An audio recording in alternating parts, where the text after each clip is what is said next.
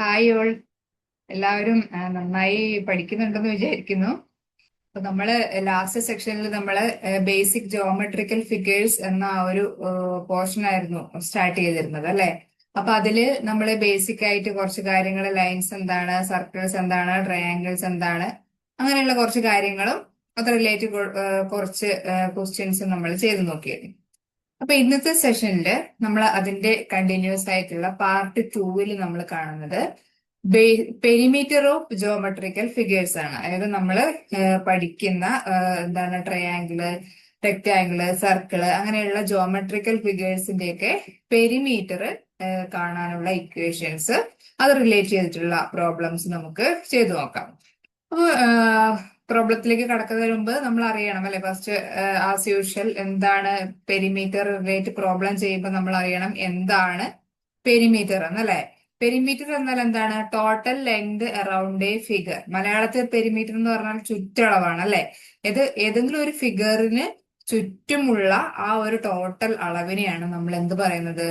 അതിന്റെ ചുറ്റളവ് എന്ന് പറയുന്നത്. അപ്പൊ പെരിമീറ്റർ എന്ന് പറഞ്ഞാൽ total length around A figure. അപ്പൊ അത് ഏത് ഫിഗർ ആവാം. ഇപ്പൊ ഒരു റെക്ടാങ്കിൾ ആണെങ്കിൽ ആ റെക്ടാങ്കിളിന് ചുറ്റുമുള്ള, അല്ലെങ്കിൽ റെക്ടാങ്കിളിന്റെ മൊത്തം ചുറ്റുമുള്ള അളവ്.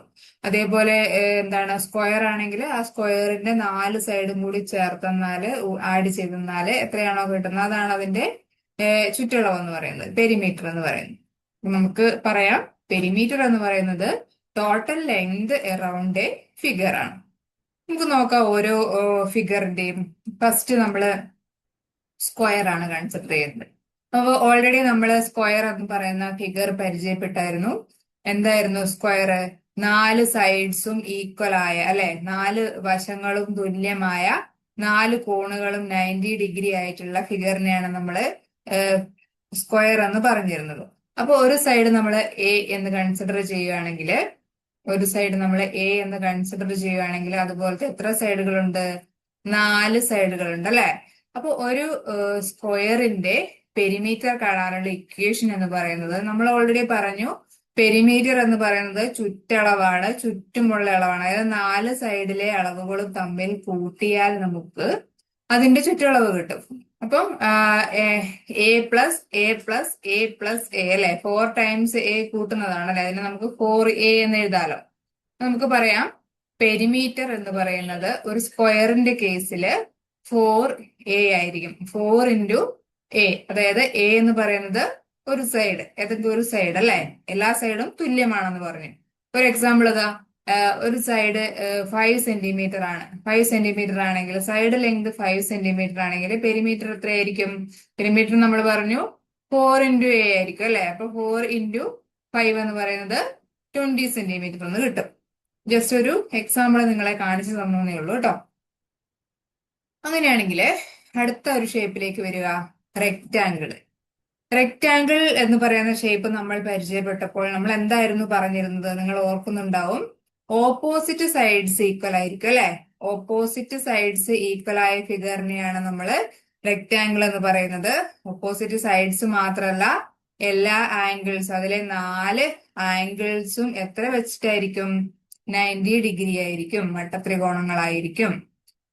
അപ്പൊ ഇപ്പൊ പറഞ്ഞ പോലെ പെരിമീറ്റർ എന്ന് പറയുന്നത് ചുറ്റളവ്, ചുറ്റുമുള്ള അളവ്, അല്ലെങ്കിൽ 4 സൈഡും കൂടെ കൂട്ടിയാലുള്ള അളവ് ആണെങ്കിൽ, ഈ ഒരു റെക്റ്റാങ്കിളിന്റെ കേസിൽ നോക്കിയോ, ഇതിന് 2 നീളമുള്ള വശമുണ്ട് അല്ലെ.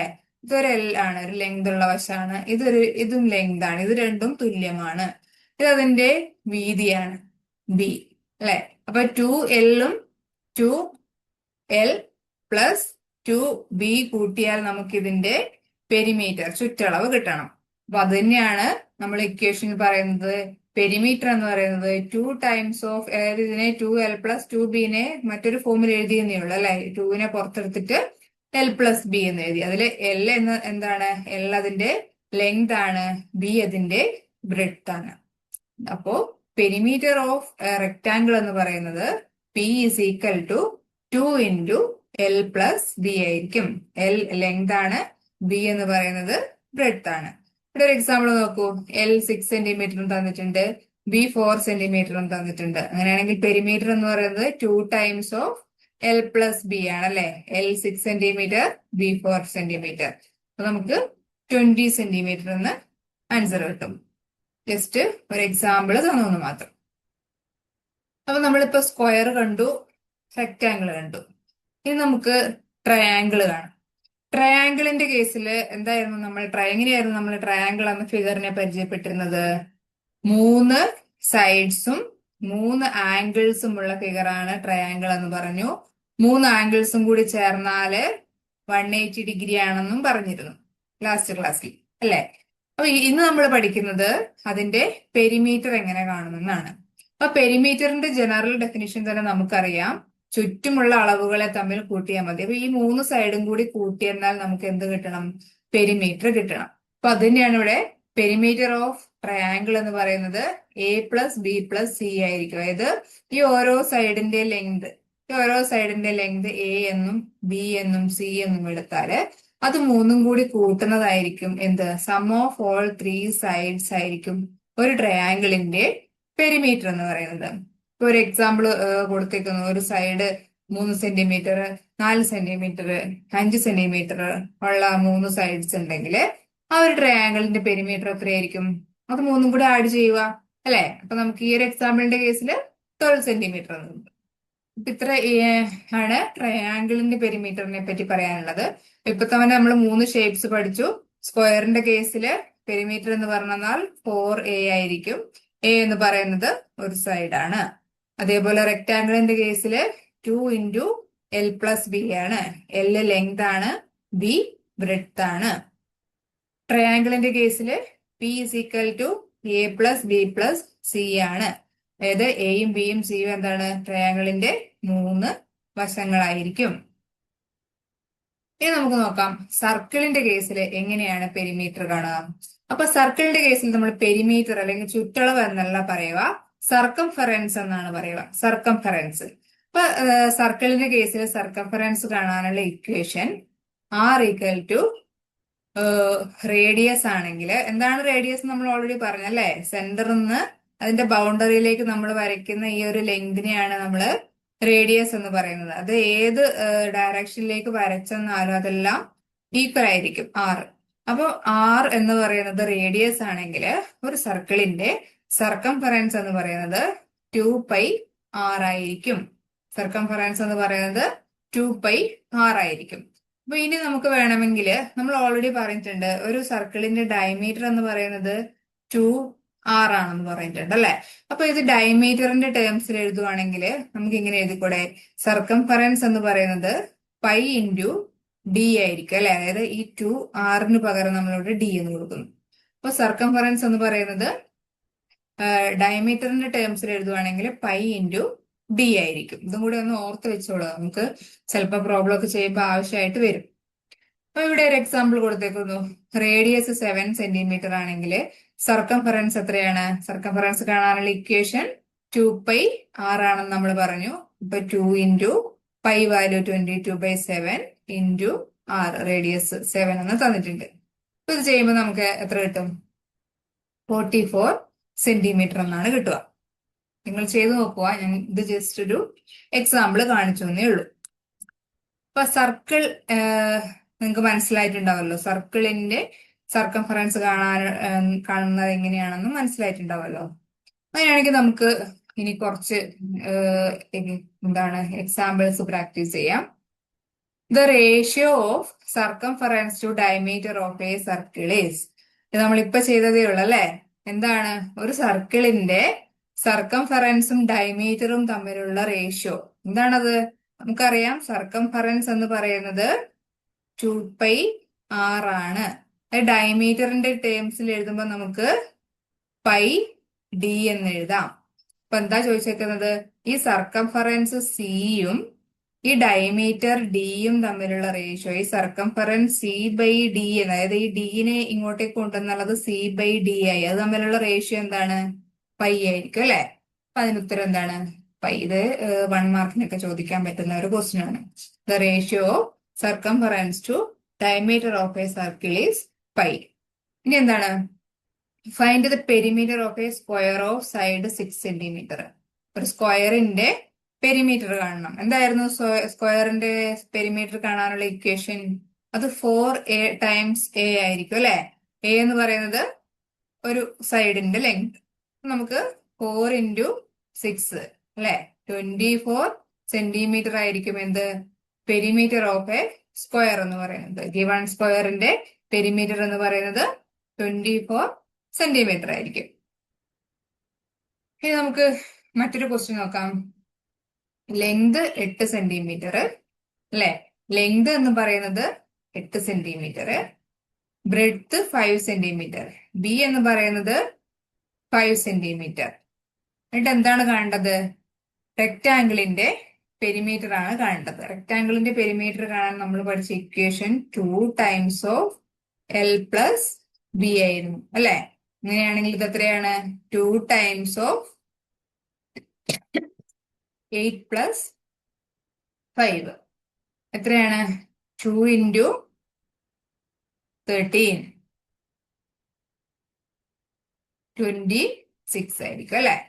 26 സെന്റിമീറ്റർ ആയിരിക്കും ഈ ഒരു റെക്റ്റാങ്കിളിന്റെ പെരിമീറ്റർ എന്ന് പറയുന്നത്. എല്ലാം ഡയറക്റ്റ് ആയിട്ട് നമുക്ക് ഇക്വേഷൻ കൊടുത്താൽ മതി അല്ലെ. സിമ്പിൾ ആയിട്ട് ആൻസർ കിട്ടുന്നുണ്ട്. ഇനി നമുക്ക് ട്രയാങ്കിളിന്റെ ഒരു പ്രോബ്ലം ചെയ്ത് നോക്കാം. Find the perimeter of A triangle with sides 5 centimetre 6 centimetre and 7 centimetre. ഒരു ട്രയാങ്കിൾ തന്നിട്ടുണ്ട്, അതിന്റെ സൈഡ്സും തന്നിട്ടുണ്ട്. അപ്പൊ ട്രയാങ്കിളിന്റെ കേസിൽ പെരിമീറ്റർ കാണാനുള്ള ഇക്വേഷൻ നമ്മൾ പറഞ്ഞു എന്തായിരുന്നു? A plus B plus C ആയിരിക്കും അല്ലെ. എ ബി സി എന്ന് പറയുന്ന 3 സൈഡ്സ് തന്നിട്ടുണ്ടെങ്കിൽ അതിന്റെ പെരിമീറ്റർ എന്ന് പറയുന്നത് അത് 3 കൂടി ആഡ് ചെയ്യുന്നതായിരിക്കും. ഇവിടുത്തെ കേസില് 5 plus perimeter is equal to 5 plus 6 plus 7 അല്ലെ. 11 പ്ലസ് 7 അല്ലെ. അപ്പോ 18 സെന്റിമീറ്റർ ആയിരിക്കും എന്ത് ഈ ഒരു ട്രയാങ്കിളിന്റെ, ഈ ഒരു കേസിലെ ഗിവൺ ട്രയാങ്കിളിന്റെ പെരിമീറ്റർ എന്ന് പറയുന്നത്. നിങ്ങൾ ഇതൊക്കെ ചെയ്ത് നോക്കണം കേട്ടോ. നമുക്ക് ഞാൻ ജസ്റ്റ് ചെയ്തു തരുന്നുണ്ടെങ്കിലും നിങ്ങൾ സ്വന്തമായും ചെയ്തു നോക്കണം. ഇനി സർക്കിളിന്റെ കേസിലേക്ക് വരിക. ഒരു സർക്കിൾ ഉണ്ട് അല്ലെ. ആ സർക്കിളിന്റെ റേഡിയസ് 7 സെന്റിമീറ്റർ ആണ്. അതിന്റെ സർക്കംഫറൻസ് കണ്ടുപിടിക്കുക, ചുറ്റളവ് കണ്ടുപിടിക്കുക. നമുക്കറിയാം സർക്കിളിന്റെ സർക്കംഫറൻസ് കാണാനുള്ള ഇക്വേഷൻ എന്ന് പറയുന്നത് 2πr ആണ്. ഇക്വൽ ടു 2 ഇൻറ്റു പൈ നമ്മൾ 22/7 എന്നാണ് എടുക്കാറുള്ളത് ഇൻറ്റു 7 അല്ലെ. അപ്പൊ ഈ 7 7 ക്യാൻസൽ ആയിപ്പോയി നല്ല എത്ര കിട്ടും? 44 സെന്റിമീറ്റർ എന്ന് കിട്ടും. അപ്പൊ എല്ലാ ടൈപ്പും ഏകദേശം നമ്മൾ ചെയ്തു. ഈ ഒരു ക്വസ്റ്റ്യൻ കൂടി നോക്കൂ. A wire of length 40 centimetre is bend to form a square, find the side. എന്നാണ് ഈ ചോദ്യത്തിന്റെ അർത്ഥം. 40 സെന്റിമീറ്റർ നീളമുള്ള ഒരു വയർ ഉണ്ട് അല്ലെ. അതിനെ നമ്മളൊരു സ്ക്വയർ ഷേപ്പിൽ ഇങ്ങനെ ബെൻഡ് ചെയ്തു. സ്ക്വയർ ഷേപ്പില് ബെൻഡ് ചെയ്തു. അങ്ങനെയാണെങ്കിൽ അതിന്റെ ഒരു സൈഡ് എത്രയാണെന്നാണ് ചോദിക്കുന്നത്. അപ്പൊ എന്താണ് ഈ ക്വസ്റ്റ്യനിൽ നിന്ന് മനസ്സിലാക്കാവുന്നത്? ഇതിന്റെ ചുറ്റുമുള്ള ഈ ഒരു ബെൻഡിങ് ഇല്ലേ, ആ ബെൻഡിങ് ആണ് 40 സെന്റിമീറ്റർ. ദാറ്റ് മീൻസ് എന്താണ്? 4a അല്ലെ. ഇതിന്റെ പെരിമീറ്റർ അതാണ് 40 സെന്റിമീറ്റർ. അങ്ങനെയാണെങ്കിൽ a അതിന്റെ ഒരു സൈഡ് എങ്ങനെ കാണുക? 40/4 എത്ര കിട്ടും? 10 സെന്റിമീറ്റർ. ഇങ്ങനെയുള്ള ക്വസ്റ്റ്യൻസ് ഒക്കെ എക്സാമിന് പ്രതീക്ഷിക്കുക കേട്ടോ. നിങ്ങള് കുറച്ച് ക്വസ്റ്റ്യൻസ് നിങ്ങള് ഹോംവർക്കാണ്. പെരിമീറ്റർ കണ്ടുപിടിക്കുക. എൽ ബി തന്നിട്ടുണ്ട്. സ്ക്വയറിന്റെ കേസിൽ പെരിമീറ്റർ തന്നിട്ടുണ്ട്. ട്രയാങ്കിളിന്റെ സൈഡ് തന്നിട്ടുണ്ട്. പെരിമീറ്റർ കാണുക. റേഡിയസ് തന്നിട്ടുണ്ട്. സർക്കംഫറൻസ് കാണുക. അപ്പൊ ഈ ചോദ്യങ്ങൾക്കെല്ലാം നിങ്ങൾ ഉത്തരം കണ്ടെത്തുക. കിട്ടുന്നില്ലെങ്കിൽ അല്ലെങ്കിൽ ഡൗട്ട് ഉണ്ടെങ്കിൽ നിങ്ങൾ കമന്റ് ചെയ്യുക. ക്ലാസ്സുകള് കണ്ടിന്യൂസ് ആയിട്ട് ഇപ്പൊ ജോമെട്രിക്കൽ ഫിഗറിന്റെ ക്ലാസ് ആണ് കാണുന്നതെങ്കിൽ അതിന്റെ പാർട്ട് 1 തൊട്ട് തന്നെ കാണാൻ ശ്രമിക്കുക. അപ്പൊ നമുക്ക് അടുത്ത ക്ലാസ്സിൽ എന്താണ്, ഈ പ്രാവശ്യം നമ്മള് പെരിമീറ്റർ കണ്ടു. ഇനി നമ്മൾ ഏരിയ കാണാനുണ്ട്, വോളിയം കാണാനുണ്ട്. ആ ടേംസും ആ ടോപ്പിക്സുകളൊക്കെ ആയിട്ട് നമുക്ക് അടുത്ത ക്ലാസ്സിൽ കാണാം.